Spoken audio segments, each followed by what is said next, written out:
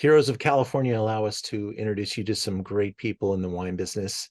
And Justin Harmon has been a guest on our past Zooms in years past. But every year when I get the new wines from Argot, I'm reminded just how great Justin is at his job. Justin's great to see you again. As well, Ian. Great to see you. Happy New Year. Justin, congratulations on what you're doing. Thank you. And let's talk about this project Argot, which we are focused here on Sonoma County Appalachian Pinot Noir, and particularly the Sonoma Mountain is where Justin has really sank his roots. And Right. you got some big things happening, and super excited for you. So tell us about Argot. Thank you. Yeah, my pleasure. So Argo is the wine brand that I started in 2007. I was a hobbyist as far as a winemaker goes, preceding that vintage. And in 2005, I came out to Sonoma County to work harvest. I was living in Chicago at the time, where I was born and bred. And 2005, 2006, 2007, I came out to Sonoma County to be a cellar intern, on the back of doing some home winemaking in Chicago, which But what did probably, you do for a living back there in Chicago? What were you doing? yeah, at the time I was in software. That was my second career prior to that. And by education, I'm a chemical engineer. So got a pretty strong science background, and I came to wine completely on my own. My family isn't particularly wine oriented, and fell in love with wine just because I lived near one of the greatest bottle shops in the history of the world, called Sam's Wine and Spirits, which is now defunct, in Chicago. But fell in love with wine through going to that store. It was a huge place, about the size of a small Target. Yeah.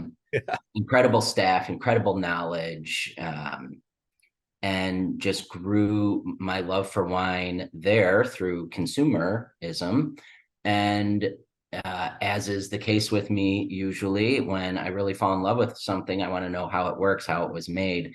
And that's what brought me to home winemaking and reading books from UC Davis, and figuring out the science of it all, which then led me to Sonoma County, as I mentioned earlier, in 05, 06, and 07 for harvest internships. At the end of 2007, I bought my first ton of grapes and made my first wine on the back of that ton, and founded Argo. Between 2007 and 2011, I continued to grow the brand, but it was still very much at a hobby level, making 2 barrels of Syrah, barrel and a half of Chardonnay, adding some Pinot Noir along the way. And as I kept coming out each harvest, mind you, I was living full-time in Chicago back then. I didn't know Pinot Noir as well as I knew some of the other varieties. But coming out to Sonoma, where the zeitgeist is just completely dominated by Pinot, granted, we make some great Chard Syrahs and so on and so forth. You can grow anything in Sonoma and make a great wine from it. That's sort of the wonders of the region. But I really started to fall in love with Pinot Noir, and I was going out tasting and tasting this winery and this winery, and just falling deeper and deeper in love with Pinot. And the one thing I did notice, though, is that all the Pinot Noirs that were at the top end of people's portfolios were vineyard designates.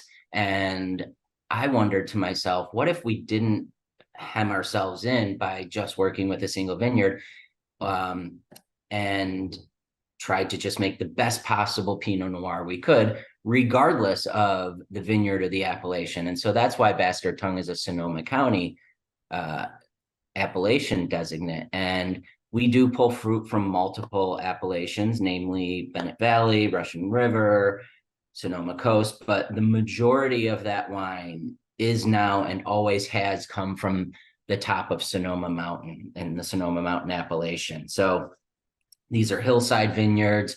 They're planted up at 1,000 to 1,100 feet. They're on the north side of the mountain, where it's much cooler. It doesn't get the direct sun in the southern sky. And I have just found this to be one of the most magnificent terroirs for Pinot Noir, and that is the foundation upon which we build the Bastard Tongue every year. 100% destemmed. Yes, always 100% destemmed. For you wine geeks out there, I've only had the pleasure of drinking one of his wines on a single occasion, but I fell in love with the story and the practices of Henri Jaillet, the great Burgundian winemaker that really put into motion this boutique wine movement that has taken over the world of wine. And he dates back to the 60s, 70s, and 80s in Burgundy. Yeah, some of the most like expensive wine ever produced on the Expensive and iconic, and he brought all the practices that we use today, the micromanaging of the vineyards, and every grape is important, and focusing on purity and focusing on the wines being clean and fruit driven. And I just, it's a style of winemaking I completely connected with, and it is the dragon we chase, if you will. Well, we're going to taste it now with the audience. What should we look for in the glass? So one of the things about Bastard Tongue that we pride ourselves on is that there are a lot of folks that come and taste with us, and we say, all right, are you Pinot Noir people? And they're like, nah, we're not, let's try the cab. And we're like, give us a chance here. Let us pour you our Pinot. This isn't your average Pinot Noir. And we pour it for them, and their eyes light up, and they're like, this is like no other Pinot Noir we've ever tasted in our life.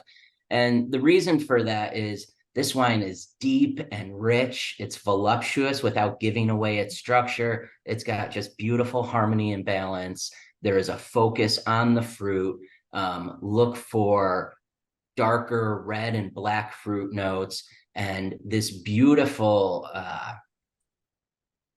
spiciness to it that comes that's true to the Pinot Noir grape, speaking to forest floor and things like this.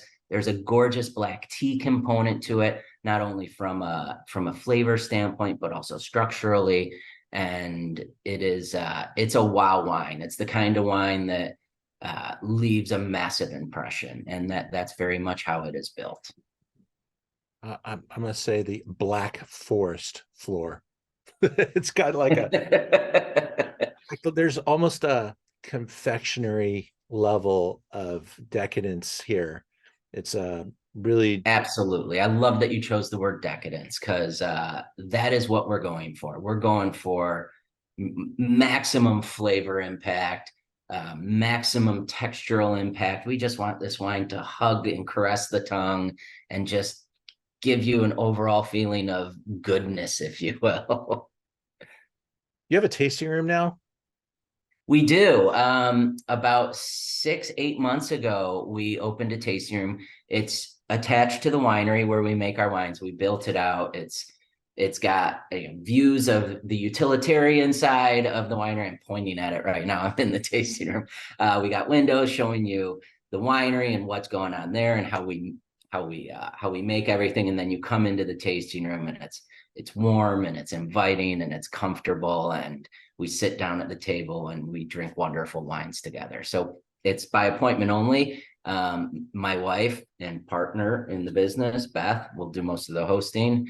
If I'm around, I'll definitely stop by and say hello, but give us a call if you're in Sonoma County. One of the great things about the tasting room is if you're coming up from Southern California and you're flying into Santa Rosa Airport, we are 15 minutes from Santa Rosa Airport. So a lot of folks fly into STS, the Santa Rosa Airport, and then make us their first stop before going and signing into their Airbnb or going to their second appointment of the day. It works out great. We've had a lot of fun with it. Congratulations, and we'll talk to you again soon. Thank you so much, and thanks for including us in Stars of California. Have fun. All right, buddy. We'll talk to you soon. Take care.